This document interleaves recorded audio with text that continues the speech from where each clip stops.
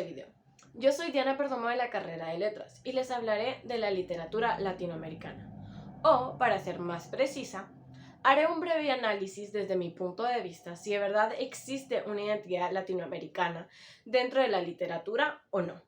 Primero, si queremos definir la literatura latinoamericana, esto se nos volvería demasiado complejo, ya que deberíamos de encasillar no solo un país, sino todo un continente y sus raíces, dentro de una pequeña oración, lo cual sería imposible. Entonces, tendríamos que empezar diciendo que las primeras expresiones literarias de este continente se mostraron de manera oral, y siempre fieles a la religiosidad y a la ritualidad de los indígenas, de los pueblos habitantes de lo hoy conocida como América Latina.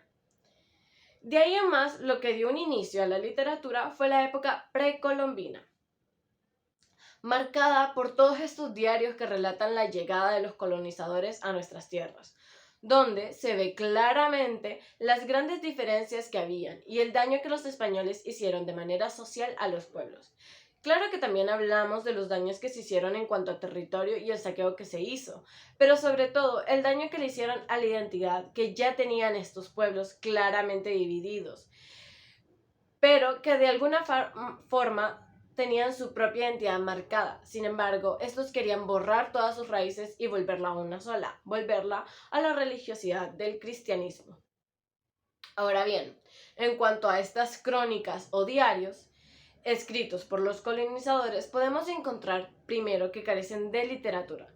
Sin embargo, gracias a esto y al que algunos no carecen de ella, los podemos llegar a distinguir en 4 tipos de estas crónicas, que son las históricas, que estas describen el paisaje cultural y resaltan lo exótico para los españoles, mejor dicho, para los colonizadores. También tenemos las de carácter militar, que es una descripción del descubrimiento y la conquista desde el punto de vista de ambos, no como la anterior, que suele ser desde el punto de vista de los colonizadores. Pues tenemos las de carácter religioso y moral, que estas son diarios escritos o crónicas principalmente desde el punto de vista del indígena, de su forma de reaccionar a la apertura, se podría decir, a la religiosidad o al cristianismo.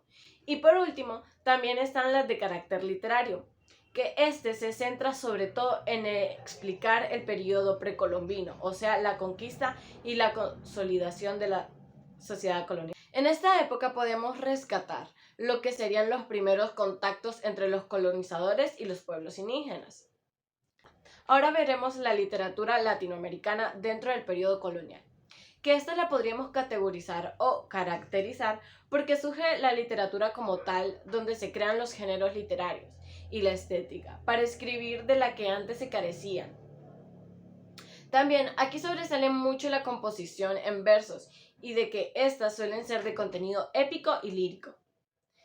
Aquí encontramos lo que es la religiosidad asentada principalmente sobre las culturas indígenas y las culturas hispánicas.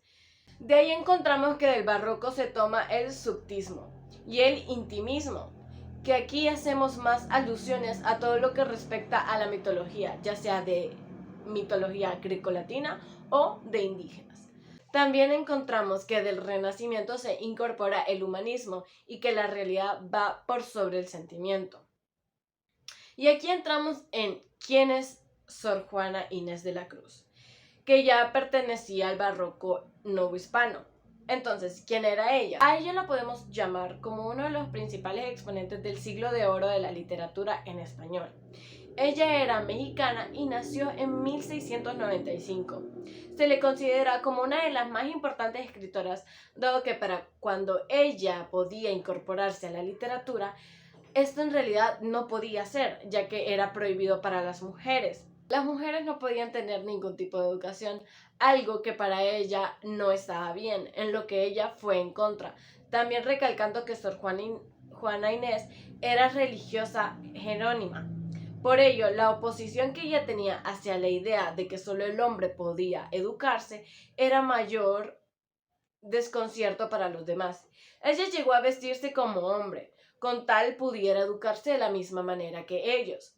Esto nos lleva al principio, donde planteamos si existía o no una identidad de la literatura latinoamericana. En cuanto a mí respecta, diría que sí existe una identidad latinoamericana, que todavía no hemos logrado plantear correctamente, que se debe trabajar mejor en ello, pero siempre estar presente.